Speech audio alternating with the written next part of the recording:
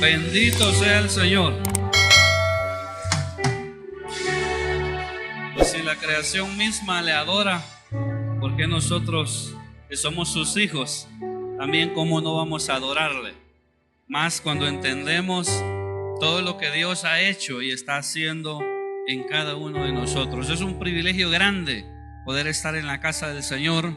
Los amigos, hermanos que hoy estamos en este lugar, sean bienvenidos, y las personas que siguen esta transmisión. Qué bueno que no ha habido nada que esta mañana lo haya detenido a usted para poder estar en la casa del Señor. Siempre podrán haber muchas cosas por hacer, pero como Jesús le dijo, ¿verdad?, a María, ¿verdad?, tú has decidido esta mañana la mejor parte y esa no se te será quitada. El libro de Lucas, el capítulo 17, el versículo 11 en adelante, cuando usted lo tenga, puede alabar al Señor con una expresión de gozo, de júbilo. Amén. Agradecimiento que produce salvación. Ese es el tema bajo el cual vamos a meditar esta mañana. Y uno podría preguntarse, bueno, ¿cómo es que ser agradecido uno no puede ser salvo? Claro, es que el agradecimiento en este relato es una expresión de fe que se muestra, y una fe que es activa y que al final produce que la persona no solamente reciba un milagro, un favor de parte de Dios, sino que también Jesús mismo expresa: has sido salvo. ¿Lo tenemos? Dice la palabra del Señor así: yendo Jesús a Jerusalén, pasaba entre Samaria y Galilea. Y al entrar en una aldea, le salieron al encuentro 10 hombres leprosos, los cuales se pararon de lejos y alzaron la voz diciendo: Jesús, Maestro, ten misericordia de nosotros. Cuando él los vio, les dijo: id, mostraos a los sacerdotes. Y aconteció que mientras iban, fueron limpios. Entonces uno de ellos, viendo que había sido sano, volvió glorificando a Dios a gran voz, y se postró en tierra a sus pies dándole gracias, y este era samaritano. Respondiendo Jesús dijo: ¿no son 10 los que fueron limpios? ¿Y los 9 dónde están? ¿No hubo quien volviese y diese gloria a Dios, sino este extranjero? Y le dijo: levántate, vete, tu fe te ha salvado. Pueden tomar sus asientos y que el Señor nos bendiga abundantemente en su palabra. Tenemos frente a nosotros un relato en el cual Jesús va encaminándose ya a Jerusalén, y nosotros conocemos ya parte de la historia de los evangelios. ¿Por qué Jesús va hacia allá? Es porque él sabe, en alguna ocasión él dijo, es que un profeta no puede morir fuera de Jerusalén, y él sabe que el clímax del propósito de la misión por el cual él está en este mundo es para redención, es para salvación, y es necesario que él vaya a Jerusalén. Pero mientras esta cosa sucede, en el desenlace de toda esta historia de salvación, Jesús es una persona que se caracteriza en toda su vida y en todo su ministerio público por ser una persona activa. Él dijo: mi Padre hasta ahora trabaja y yo trabajo también. Él dijo en otra ocasión: mi pan y mi comida es que haga la voluntad de aquel que me envió y que también acabe su obra. Entonces Jesús es así, y lo vemos siempre en esa disposición, en todos los relatos en los evangelios, a hacer el bien, a hacer lo correcto, a hacer lo que es agradable, a hacer la voluntad de su Padre. Entonces Jesús se caracterizó en su vida por estas cosas. Entrando a la aldea, y yo estaba buscando cuánta distancia hay está entre Samaria, entre Galilea, está entre la frontera de esas localidades. ¿Cuánta distancia hay para llegar a Jerusalén? Y pues en carro, ¿verdad?, en tiempos modernos, uno puede recorrerlo en 3 horas sin hacer prácticamente ninguna parada. Pero recuérdese que en la época de Jesús pues no había vehículos, ¿no? Entonces esto implica que eran unos 4, 5, 6 días, depende cómo viajaban para llegar allá, para que tengamos eso en mente por las cosas que vamos a decir más adelante. Entonces está en ese trayecto cuando se acercan de una de esas aldeas a la que él entró. Se acercan 10 leprosos, y dice la escritura que se pararon de lejos.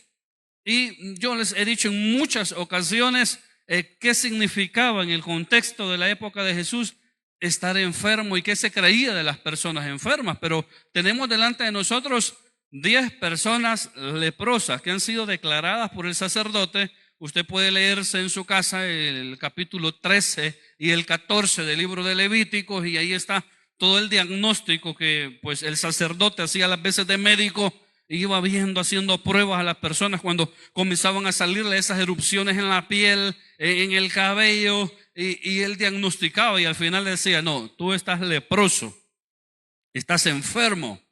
Y al ser declarada una persona enferma de lepra, que era una enfermedad pues que obviamente no tenía cura, automáticamente la persona tenía que ser aislada, la persona tenía que ser excluida prácticamente de toda su vida. Ya no podía regresar a su familia, no podía regresar a sus quehaceres, a su oficio, a sus negocios, ya no podía ir a la sinagoga, ya no podía acudir de vez en cuando al templo. Entonces era excluida de todo, de su vida y de relacionarse también con Dios. Y por si esto ya fuera complicado, el estigma que uno podría sentir, pues porque la familia, aunque uno esté enfermo, la familia pues lo recibe a uno, ¿no? La familia está ahí con uno, pero en ese contexto le decían: bueno, estás leproso, que te vaya bien, Dios, que Dios te ayude y te bendiga. Y la gente era excluida, aparte de que se creía que ese tipo de enfermedades o las enfermedades en general eran producto de un pecado.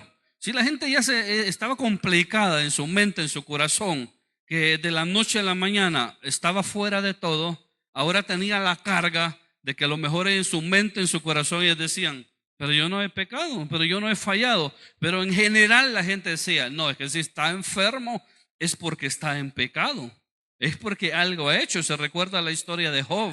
Después de que sus amigos tuvieron valor de hablarle, después de un tiempo comenzaron a acusarlo y a decirle: Job, confesa tu pecado, porque el Señor no trata así a alguien por gusto, como decimos nosotros. Algo has hecho, confesa tu pecado. Entonces todo eso está en contexto. Fíjese que esa enfermedad nos enseña, hermanos, que ahí no hay distinción de clases sociales, que si es rico, que si es pobre, que si es clase media. El que era leproso se juntaba con otro leproso porque solo eso le quedaba. Era bien tremendo.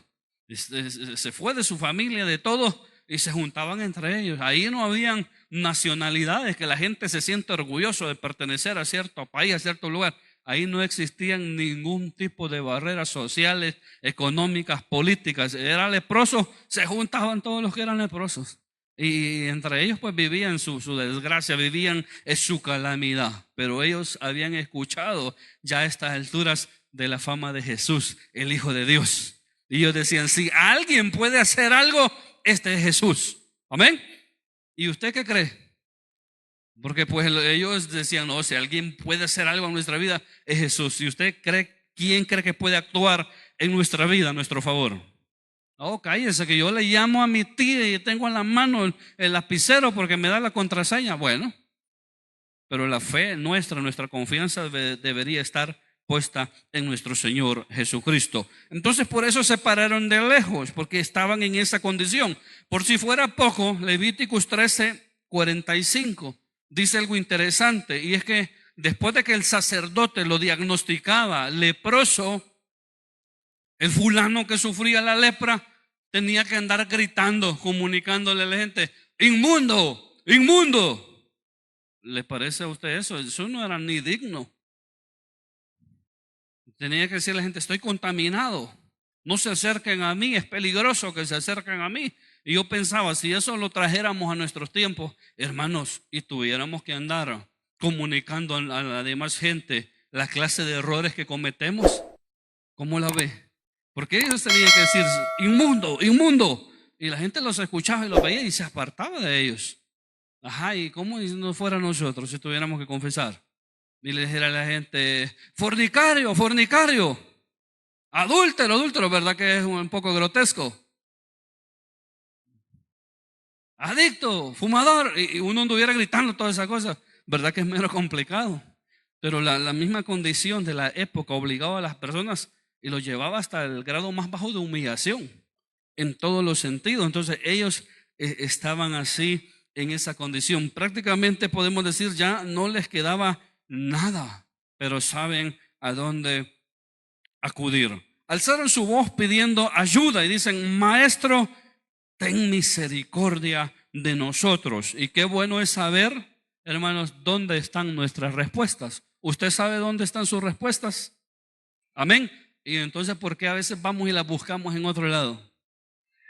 La escritura, el Salmo dice: alzaré mis ojos a los montes. ¿De dónde vendrá mi socorro? Mi socorro viene de Jehová, que hizo los cielos y la tierra. No dará tu pie al resbaladero, ni se dormirá el que te guarda. Amén. Entonces, ellos sabían dónde acudir. Usted y yo también sabemos a dónde acudir. Claro, tenemos que a veces estar pasando esos momentos de prueba, de dificultad, de ansiedad, de estrés, donde lo vemos todo perdido, para saber cómo vamos a reaccionar, para saber cómo vamos a pensar, ¿no? Y claro, ellos están así y saben a dónde está su respuesta. Entonces, no la busquemos en otro lugar. Cuando Jesús los ve, cuando Jesús los escucha, ellos le dicen: ten misericordia, Maestro, de nosotros. Claro, su condición, ya lo dijimos, era deplorable. Jesús solo da una orden. Fíjese que cuando vemos los evangelios hay una riqueza de las formas, de las maneras en las que Jesús obraba esos milagros, de diferentes maneras. Y en este caso solamente les dice: vayan y preséntense al sacerdote. Y ustedes ya lo dijimos al principio, capítulo 13, capítulo 14 del libro de Levítico, porque si el sacerdote había diagnosticado la enfermedad, también él era el único que estaba acreditado para también decir: esta persona ha sido sanada, o esta persona está sano de su enfermedad. Y había un proceso en el cual la persona también hacía todo un ritual, un ceremonial para en esa expresión de agradecimiento y de que había sido sano. Entonces Jesús solamente dice o da la orden: vayan y preséntense ante el sacerdote. ¿Y qué cree que hicieron ellos? Si no les quedaba nada más que obedecer, hermano. A veces uno ya está topado, ¿verdad?, como entre la espada y la espada. Solamente que yo quiero decirle: hagamos de Dios, de su Hijo Jesucristo, nuestra primera opción. Porque muchas veces nosotros lo hacemos la última opción, cuando ya intentamos todo, cuando ya probamos todo. Cuando la gente le dice: mire, machaque este ajo y tómese esto, y uno ya probó todos los brebajes y ninguno le funcionó, entonces dice: no, ahí está el Señor. Dice uno: hagámoslo la primera opción y a lo mejor las cosas salgan mejor y veamos nuestra respuesta más pronta. A diferencia de otras ocasiones, lo decía, Jesús esta vez solo dio una orden. Y es que, hermanos, ¿quién se va a resistir a la voz del Hijo de Dios? Si cuando Él dice algo, simplemente las cosas suceden. Y eso es lo maravilloso de tener nuestra confianza en el Señor. Entonces ellos solamente tenían que obedecer, ponerse en camino, agarrar camino para el sacerdote. Era obedecer nada más lo que tenían que hacer. Tenemos un caso en el libro de los Reyes, de Eliseo y Naamán. Se recuerdan que Naamán era el general sirio, ¿verdad? El ejército sirio. Era un hombre victorioso, era un hombre tremendo en hazañas, pero estaba enfermo de lepra. Había una criada y una esclava de los israelitas, y dijo: si mi señor fuera allá donde el profeta, allá en Israel, allá se va a sanar. Eso llegó a oídos de Naamán. Naamán se lo hizo saber a su rey, y el rey, ¿verdad?, bien nítido, hizo unas cartas y se las mandó al rey de Israel, y le dijo: mira, ahí te mando a mi siervo Naamán para que lo sanes. Y usted conoce la historia. El rey rasgó sus vestiduras y dijo: este está buscando ocasión en nuestra nación para hacernos la guerra.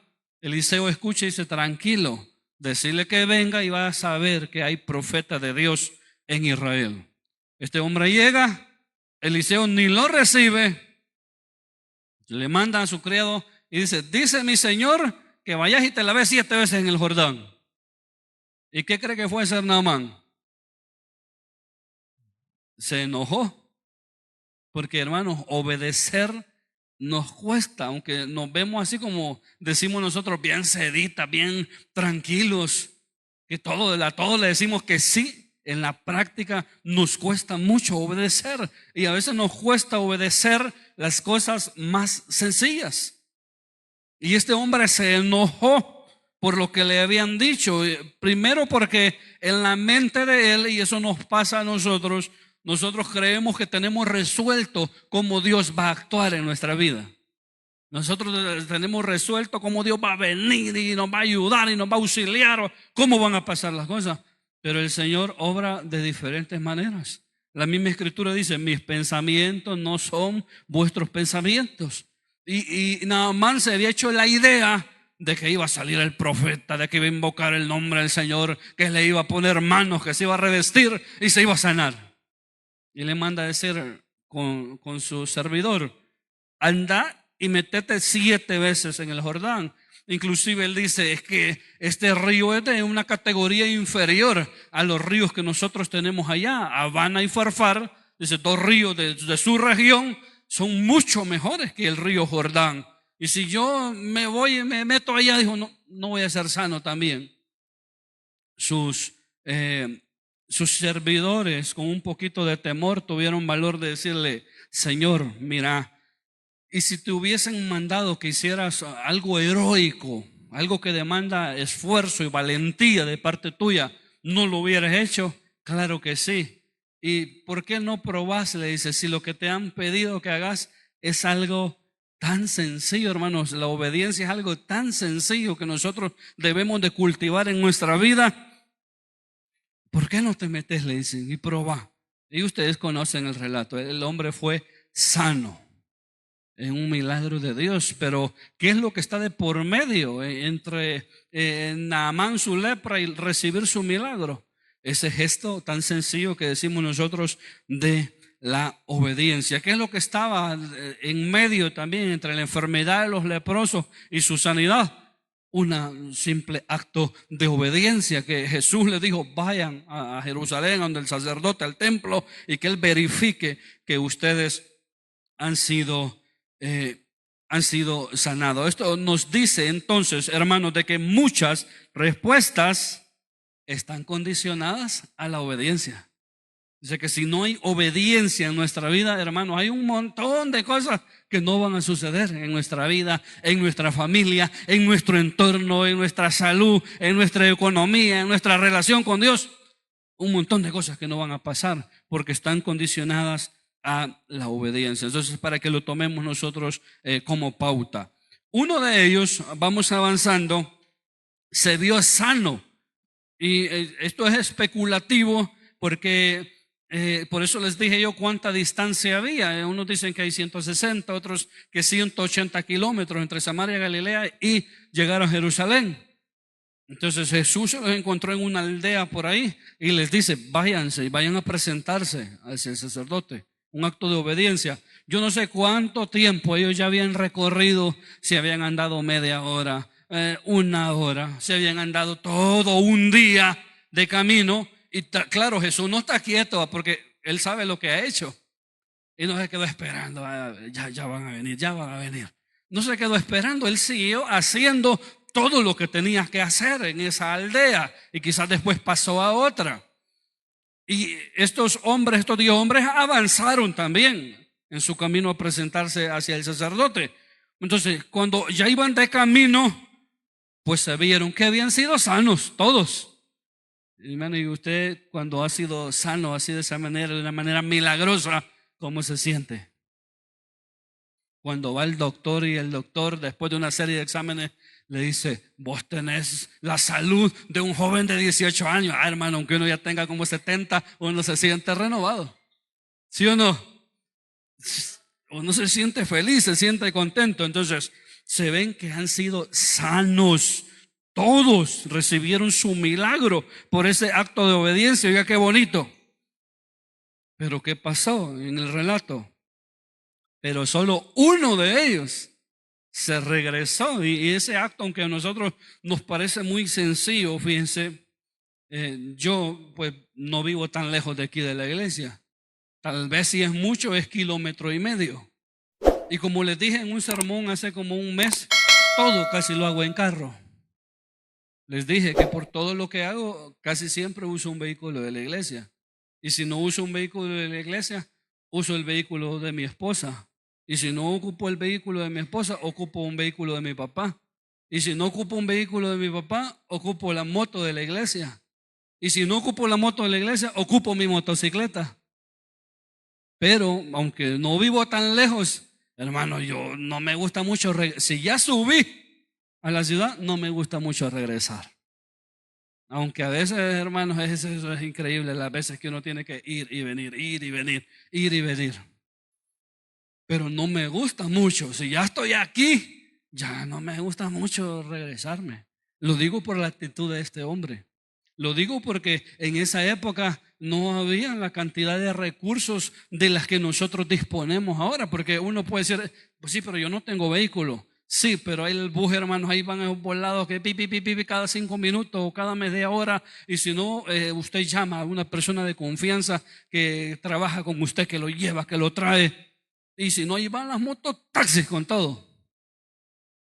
Entonces uno puede ir, puede venir mucho más fácil para donde quiera. Pero en esa época, por eso dije, yo no sé cuánto camino ya habían recorrido cuando se ven sanos. Y ahí comenzamos a ver la actitud de cada una de las personas que recibe un milagro, que recibe un favor de parte de Dios. ¿Cuál es la actitud? Porque cuando él se ve sano, cuando todos se ven sanos, y claro, todo esto es especulativo, podríamos decir, no, es que los 9 que se vieron sanos, aparte del samaritano también, los 9 se fueron para donde el sacerdote. Podríamos especular que es correcto.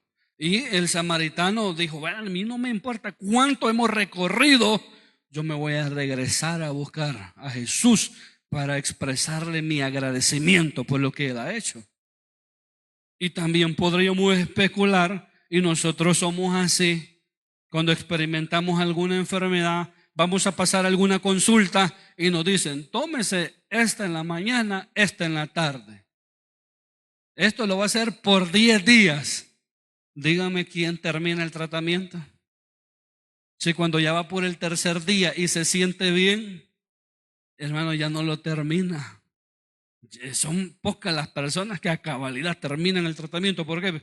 Porque dicen, ya no lo necesito, ya me siento bien. Miren, yo hace como 2-3 meses, exacto que termino de almorzar y me siento en el sillón y me comenzó a dar un dolor en todo esto de acá y me bajaba y le digo, Linda, mira, antes de que se me complique más la cosa, llévame para la clínica. Vaya a ser que después no pueda levantarme. Y ya fui y me examinó al doctor y me dio medicamentos y me dijo, quizás puedas andar el colon inflamado, y me estuvo a apretar por todas partes. Y tranquilo. Y hasta él me dijo, si después de estos 15 días de este tratamiento te sentís bien, ya no vengas, me dijo. Y yo, no, es que eso es lo que hace, ¿no? Ya no voy a ir a la consulta. ¿Para qué? ¿Por qué estoy diciendo esto? Por la actitud que podemos pensar que uno tiene, que el ser humano tiene. Hermano, no salía más recto. Si en el camino yo me descubro sano, y ya para qué voy a ir al sacerdote. Si ya con que yo me vea que ya no tengo la lepra, ¿para qué necesito el sacerdote que me diga algo que yo ya sé? Y más todo el ceremonial que había que hacer de las tórtolas, de los animales que había que llevar, de las ofrendas. ¿Para qué? Si ya estoy sano, si ya recibí un favor, si ya recibí un milagro de parte de Dios. Esa puede ser una actitud, pero la actitud de este hombre, el samaritano, es: yo voy a andar todo ese camino que ya anduve, que ya caminé, que ya recorrí y voy a ir. Entonces, a lo que Jesús al final dice que eso es fe, que es una fe, le he puesto yo una fe activa, porque claro, yo pienso que los días estaban agradecidos, hermano. Pero no todos expresaron de la misma manera su agradecimiento para con Dios. Y eso es lo que estamos tratando de descifrar aquí. Aquellos o aquel que hace unas horas gritaba inmundo, inmundo, hoy gritaba gracias a Dios por el milagro que había recibido. ¿Ven? O sea, imagínense cómo esto había cambiado su condición. Para nosotros decimos, bueno, estaba enfermo y se curó, hermanos, pero en el ambiente de la época, por eso el mensaje del evangelio debe de ser así, y es así, que dignifica a la persona, que rescata a la persona, que cambia la condición completa de la persona, porque automáticamente este hombre se reconoció limpio en su mente. Él entendió que podía volver a su familia, que ya no iba a ser rechazado, que podía dedicarse nuevamente a sus oficios, que más que dedicarse a sus oficios, podía nuevamente acudir a la sinagoga, podía nuevamente acudir al templo. Y esto era sinónimo de poder volver a relacionarse con Dios. Hermano, ¿y quién no va a estar contento cuando entiende estas cosas? Esa es la actitud de este hombre, de reconocerse limpio, de reconocerse sano de lo que Dios ha hecho. Por eso hace un tiempo gritaba inmundo, ahora está glorificando, gracias, ahora está glorificando al Señor, rendido delante de Él de rodillas, en un acto de adoración, en un acto de agradecimiento. Ya lo dijimos, algunos detalles, no sabemos cuánto tiempo ellos habían recorrido cuando se vieron sanos, pero este se regresó y eso marcó, hermanos, una diferencia en su vida. Algo que a nosotros nos puede parecer tan sencillo, eso marcó una diferencia en la vida de este hombre. Dios, por medio de su Hijo Jesucristo, ha hecho algo, hermanos, que precisamente, yo lo he dicho en otros sermones, solamente Él podía hacer. ¿Está de acuerdo conmigo? Eso es redimirnos, eso es otorgarnos salvación, eso es otorgarnos perdón. Eso solamente Jesucristo lo puede hacer. Y ahora Él nos otorga este don gratuito a todo el mundo. Entonces, ¿cuál es nuestra expresión después de haber recibido tan grande don? Piense por un momento si la forma en que estamos viviendo el evangelio demuestra que en verdad estamos agradecidos con el Señor o no. Piense por un momento y diga, bueno, ¿cómo voy dirigiendo yo mi vida? ¿Cuáles son mis actitudes? ¿Cuál es el rumbo que mi vida lleva delante de Dios?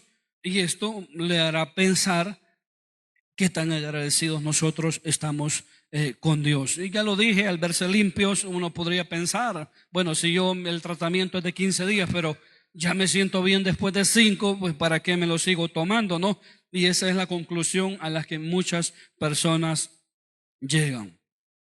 La lógica de muchas personas es, en nuestros tiempos, tengo interés en un milagro, tengo interés en una respuesta y nada más. En cierta ocasión, después de un servicio de las 4 de la tarde, fuimos a visitar a un hombre que estaba muy enfermo, el pastor general y su servidor. Ese hombre estaba en su lecho de muerte. Y nosotros, pues, como cristianos, o cuando digo nosotros, todos nosotros, hermanos, siempre buscamos la oportunidad de compartir el mensaje del evangelio con las personas, en todo momento, en toda situación, en toda condición. Hablar de Cristo, decirle, Cristo puede ser una opción para lo que estás atravesando. Claro, no decirle, Él te va a sanar, te va a curar. Puede hacerlo o no puede hacerlo, pero lo que te está ofreciendo es salvarte, rescatarte de la condenación eterna. Y pueden venir con eso muchos milagros a tu vida. Ahora, ese hombre está en su lecho de muerte. Mi padre le comunica el mensaje del evangelio y le pregunta, ¿quieres entregarle tu vida al Señor?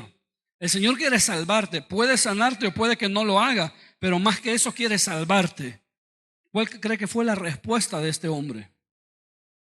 Este hombre nos dijo que por favor oráramos por él porque él solamente quería ser sano. Que le pidiéramos al Señor, él quería ser sano. Y unas horas después murió. Mi madre también tenía mucho pesar con mi abuelo Lolo, porque mi madre venía de verlo del hospital, él estaba grave, ya no podía hablar. Y mi madre también le preguntó si quería entregarle su vida al Señor, porque posiblemente podía morir. Y él ya no podía hablar, pero sí entendía lo que le estaban diciendo. ¿Y sabe qué le dijo mi tío Lolo? Le hizo. Ese fue su gesto, que no quería. Entonces tenemos muchas personas en la actualidad que quieren solo una parte, que quieren solamente lo bonito de las bendiciones, de las respuestas, pero no quieren relacionarse a ese nivel con el Señor, pero no quieren comprometerse plenamente con el Señor. Ahora, si nosotros les preguntásemos, ¿usted quiere ser sano? ¿Usted quiere una respuesta económica? ¿Usted quiere una respuesta en su hogar? Ellos van a decir que sí, pero es eso lo que quieren, nada más. Pensaba en la época de las cuarentenas. Muchas personas oraron a Dios.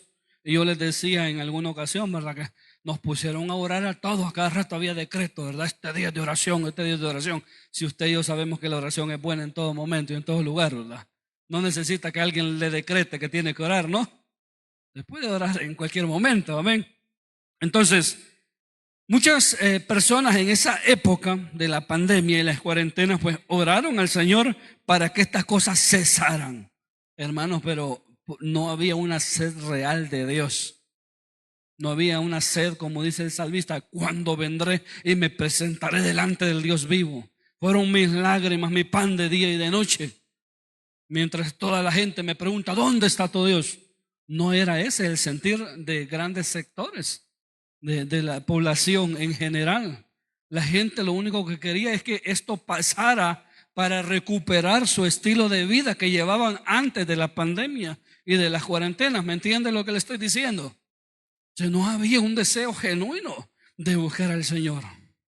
De lo que muchas personas extrañaban es que no podían ir a la playa, es que no podían acudir a los bares, es que no podían seguir con su estilo de vida que llevaban antes sin Dios. Pero ahora le piden a Dios que esto cese para poder volver a su estilo de vida sin Él. Ve lo complicado que es el ser humano. Y claro, tarde o temprano, también en la medida que a veces nosotros nos descuidamos, también podemos sentirnos así, también podemos llegar a pensar así. Ante el contexto de violencia creciente, hermanos, que recientemente hemos vivido, muchas personas le pidieron al Señor y nosotros mismos oramos para que estas cosas acabaran, para que estas cosas cesaran. Ahora que el ambiente en general está más seguro, piense cuál es la actitud de las personas. Uno podría pensar que después de estos acontecimientos, de una pandemia, de una cuarentena, de tantas pérdidas que hemos tenido, y luego el ambiente de violencia y todos los que hemos perdido seres queridos en el contexto de violencia, y lo peligroso que esto era, uno puede pensar, no, es que va a haber un despertar en la gente. Bueno, hoy que las cosas han cambiado y que están un poco mejor, la gente tiene una sed del Señor. Y yo le pregunto, ¿usted cree que eso es cierto? Digo, porque nosotros estamos aquí y al final nosotros somos el remanente. Como les dije en un sermón, nosotros somos la resistencia. Estamos haciendo la lucha, pero piensen, ¿será esto verdadero? En la práctica parece que no. Ahora que vivimos un ambiente más pasivo, más tranquilo, no, hombre, la gente dice, hoy puedo ir a los lugares que antes no podía ir. Una alegría, y eso es cierto, puede ir donde no podía ir antes, pero uno a veces está directo. Y pues la gente vive ocupada, vive afanada al igual que nosotros, solo que nosotros hemos decidido también tener una relación con Dios, y eso marca una diferencia. Aunque parezca algo sencillo, eso marca la diferencia. También así hay hijos que actúan como el ser humano actúa con Dios. Hay hijos que solo buscan de su padre o de sus padres cuando tienen un apuro. Tienen ahí el teléfono, ni lo tienen en favoritos. Debería el número de su papá y de su mamá, aparte el de su esposa, si usted está casado, ¿verdad? O su cónyuge, de estar en los favoritos. Usted ni sabe cómo tiene guardado a su papá y a su mamá, pero cuando tiene un apuro, dirá, papá, mira, mamá, ayúdame a orar, ponete, oiga, ¿cómo somos? Ponete en oración, ¿verdad? Porque sabe que pues la mamá o el papá están en esa sintonía de oración. Pero cuando hemos recibido un milagro y un favor, a veces los hijos vuelven y se desaparecen. Entonces esa es la actitud muchas veces que reflejan estas 9 personas que también recibieron un milagro. Jesús sabe, vamos finalizando, Jesús sabe, hermanos, lo que ha hecho. Yo se lo dije hace como 20 minutos atrás. Él sabe lo que ha hecho. Sin embargo, él continuó desarrollando su ministerio. Él pregunta, bueno, ¿y no fueron 10 los que fueron limpios? ¿Dónde están los 9? No hay más que el reconocimiento a Dios que el de un extranjero. Y ahí las palabras que nos han llevado a este sermón: levántate, porque ese hombre está postrado delante de él.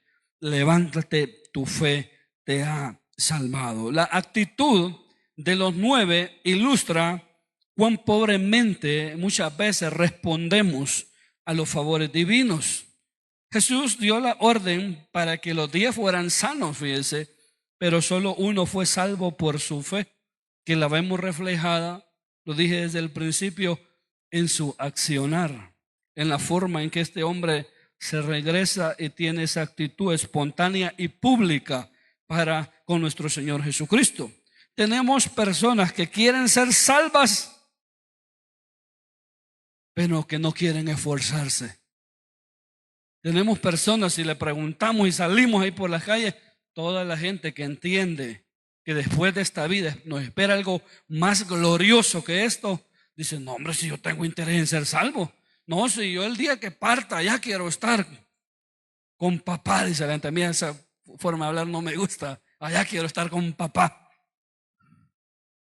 Está bien, pero hay gente que quiere la salvación, que quiere todos los favores de parte de Dios, pero que no quiere lo que dijimos al principio, que no quiere obedecer a Dios, pero que no quiere respetar a Dios, pero que no quiere relacionarse de ninguna manera con Dios. Ahora, claro, si le preguntamos, quiere toditos los beneficios. Entonces hay personas que les gusta la idea de la salvación, pero no la idea que hay que esforzarse. Lo digo por la actitud de este hombre, porque no sé cuánto tiempo había andado, pero él se regresa para tener este acto de espontaneidad con nuestro Señor Jesucristo. Entonces hay personas que cuando les hablamos de esforzarse, no les gusta, que cuando les hablamos de santificarse, uno comienza, ay, tan complicado que es esto, y que si yo ya creo en el Señor. Pero cuando hay esfuerzo, hay santificación, entonces dicen tener una fe muchas personas que por donde uno los ve no se les nota. Ha de estar allá bien profunda en el corazón, que solo el Señor puede verla, porque Él es el que escudriña la mente y el corazón de las personas. Entonces hay personas así que por donde se les vea, no se les ve ninguna evidencia de que tengan una fe genuina. Tenemos personas que dicen tener fe, pero no hay adoración en sus vidas, porque ahí están todos esos elementos en ese hombre, aunque es tan corto eso, pero ahí están todos esos elementos. No hay adoración. Y si habláramos en nuestros tiempos, ¿cómo uno puede decir que tiene fe, hermano, si no es parte activa del cuerpo de Cristo? Si yo no adoro, si yo soy una persona que no asisto. Y tenemos ya en nuestra época muchos hermanos, gente que pues dice que tiene fe o que es cristiana. Tenemos muchos cristianos virtuales ya. Sabemos que existen porque dice, el hermano Elías está viendo el culto, dice ahí, y le doy like. Entonces ya saben que me congregué. Y no lo digo por nuestro ambiente en la iglesia, sino en general, cómo vivimos en esta época. Ahora, yo no digo que de vez en cuando eso no se va a hacer, no va a suceder. Hemos dado muchas explicaciones. A lo mejor uno de repente está enfermo y no va a poder asistir, ser parte de algo, y esa es la única manera en que lo va a hacer. Pero yo estoy hablando con toda aquella gente que está en su juicio cabal, que tiene fuerza, que tiene salud, que tiene vigor, que tiene los recursos, que está bien de sus pies, de sus manos, de su cuerpo, y no actúa y no hace nada. Entonces, decir que uno tiene fe teniendo todas estas cosas a su favor, hermano, es difícil de creerlo. Cuando uno no se le nota por ningún lado ningún tipo de estas de estas expresiones, en personas que no se involucran en el quehacer del cuerpo de Cristo, que no tienen una identidad cristiana, hermanos, pero cómo hay gente que habla de Dios sin tener una verdadera identidad cristiana. Y nosotros debemos de tener mucho cuidado, porque de repente podríamos estarlos también escuchándolos a ellos. Bueno, si no me congrego, si no sirvo, si no soy fiel en todos mis principios, ¿cómo podré demostrar que verdaderamente estoy agradecido y estoy comprometido con el Señor? Pues ya les decía, ¿verdad? Tenemos cristianos virtuales y eso está de moda. Se esperan todos los beneficios sin ninguna clase de compromiso. Como la sociedad cada día es más liberal, hermanos, antes los hipotes, vamos a decirlo de esta manera, se rejuntaban, se acompañaban. Y eso de cierta manera creaba un vínculo, un compromiso entre ellos, y muchas de esas uniones llegan al matrimonio. Algunos de sus padres son el producto de eso. Pero en nuestra época, hermano, como cada vez la cosa es más moderna y es más liberal, si ahora la gente ya no se quiere acompañar, porque no, hombre, si eso es un gran compromiso, dice, entonces es más barato que el muchacho y la muchacha solo tienen relaciones sexuales, se ponen de acuerdo, se ven en algún lugar y no tiene que estarla manteniendo, no tiene que responsabilizarse de nada, porque dice, no, hombre, si el alquiler está bien caro, el agua y la luz, y cuídate, porque si salís embarazada te dejo. O sea, ve todo lo que estoy tratando de decirle, quiere todos los beneficios de tener esa relación sexual, pues que entendemos que son para el matrimonio, pero sin ninguna clase de compromiso. Y el Señor ayude a todas esas muchachas que acceden a ese tipo de relaciones y también a esos muchachos. Entonces, muchas personas que forman parte de la iglesia de Cristo alrededor del mundo viven de esa manera. Quieren todos los beneficios de Dios. Quieren todos los beneficios de ser hijo de Dios sin ningún tipo de compromiso delante de Él. Y ese es el meollo del asunto. Ese es parte del problema, que difícilmente vamos a obtener beneficios de parte de Dios si no somos personas comprometidas en su obra. Claro, ahí en las redes sociales nos pueden decir cualquier cosa. Y eso también está muy de moda, ¿verdad? Le van a decir, usted no necesita hacer nada por su salvación, porque Dios ya lo hizo todo. Claro, es que como don nadie puede ni afectar ni beneficiar lo que el Señor ya hizo. Eso es así.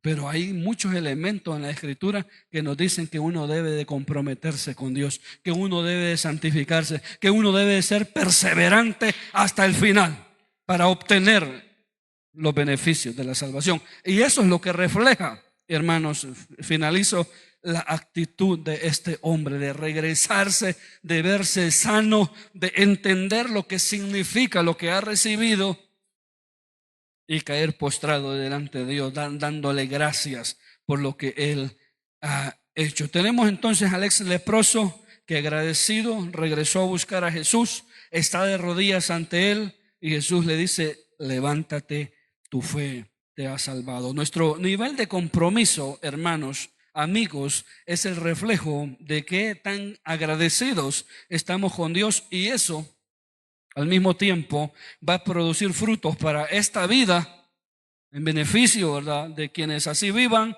y también para la eternidad. Que el Señor me les bendiga, hermanos, hermanas. Agradecemos al Señor por su palabra. Y pues solo nos resta, para obtener los beneficios, tratar de vivirla, tratar de practicarla. Y de esa manera pues vamos a ver grandes resultados en nuestra vida. Esta mañana, antes de pasar a los anuncios, si hay personas entre nosotros que todavía no tienen al Señor en su corazón, este es el primer paso para gozar de los beneficios que hemos estado hablando. Entregarle nuestra vida al Señor y pues a partir de ahí entablar una relación con Él. Y si es acaso que nos hemos alejado y nos hemos perdido en el camino, pues este es el momento oportuno para que podamos volver. Si no lo hay, hermanos, vamos a pasar ya a los anuncios, recordándoles que este día tenemos reunión de jóvenes a